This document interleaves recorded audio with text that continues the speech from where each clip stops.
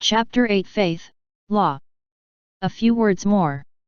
We blame the Church when she is saturated with intrigues, we despise the spiritual which is harsh toward the temporal, but we everywhere honor the thoughtful man. We salute the man who kneels.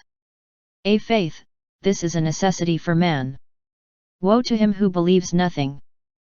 One is not unoccupied because one is absorbed. There is visible labor and invisible labor. To contemplate is to labor, to think is to act. Folded arms toil, clasped hands work. A gaze fixed on heaven is a work. Thales remained motionless for 4 years. He founded philosophy. In our opinion, cenobites are not lazy men, and recluses are not idlers. To meditate on the shadow is a serious thing. Without invalidating anything that we have just said, we believe that a perpetual memory of the tomb is proper for the living. On this point, the priest and the philosopher agree. We must die. The Abbé de la Trappe replies to Horace. To mingle with one's life a certain presence of the sepulchre, this is the law of the sage, and it is the law of the ascetic. In this respect, the ascetic and the sage converge.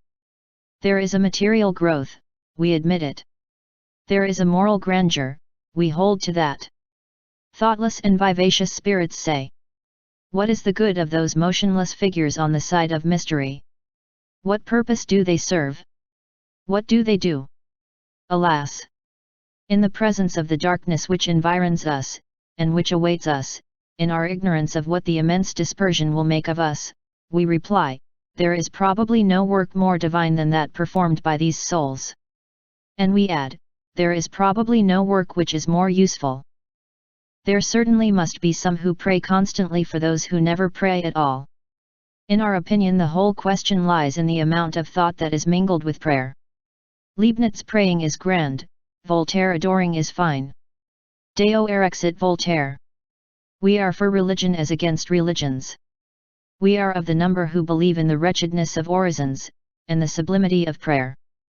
Moreover, at this minute which we are now traversing, a minute which will not, fortunately, leave its impress on the 19th century, at this hour, when so many men have low brows and souls but little elevated, among so many mortals, whose morality consists in enjoyment, and who are busied with the brief and misshapen things of matter, whoever exiles himself seems worthy of veneration to us. The monastery is a renunciation. Sacrifice wrongly directed is still sacrifice. To mistake a grave error for a duty has a grandeur of its own. Taken by itself, and ideally, and in order to examine the truth on all sides until all aspects have been impartially exhausted, the monastery, the female convent in particular, for in our century it is woman who suffers the most, and in this exile of the cloister there is something of protestation, the female convent has incontestably a certain majesty.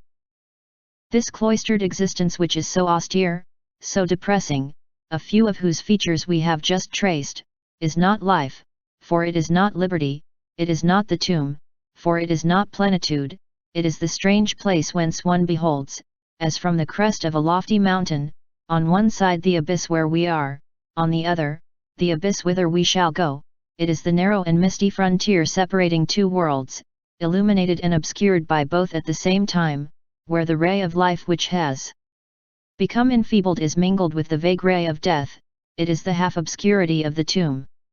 We, who do not believe what these women believe, but who, like them, live by faith, we have never been able to think without a sort of tender and religious terror, without a sort of pity, that is full of envy, of those devoted, trembling and trusting creatures, of these humble and august souls, who dare to dwell on the very brink of the mystery, waiting between the world which is closed and heaven which is not yet open, turned towards the light which one cannot see, possessing the sole happiness of thinking that they know where it is, aspiring towards the gulf, and the unknown, their eyes fixed motionless on the darkness, kneeling, bewildered, stupefied, shuddering, half-lifted, at times, by the deep breaths of eternity. Book 8th Cemetery.